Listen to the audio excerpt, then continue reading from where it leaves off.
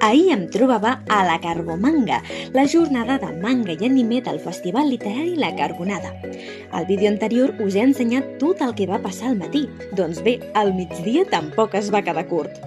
La jornada transcorria en diversos espais i la zona gaming va ser un èxit absolut. A la Biblioteca de Caldes, Josep Rodríguez ens va presentar Mentre el cel no ens reclami i Mentre durin les espelmes, la primera novel·la amb temàtica Boys Love escrita en català. I a l'escenari, Fàtima May va cantar una pila de covers dels animes de sempre. I atenció, perquè el concurs de cosplay va ser un èxit absolut. S'hi van presentar una vintena de concursants d'edats molt diferents i totes les seves propostes van ser d'allò més sorprenents. El jurat estava format per Hina, Kenzie Katmiau i Lotarin Cosplay i ho van tenir molt complicat. Enhorabona a tots els participants. I tampoc marxeu ara, que tot seguit us mostraré al final de la jornada.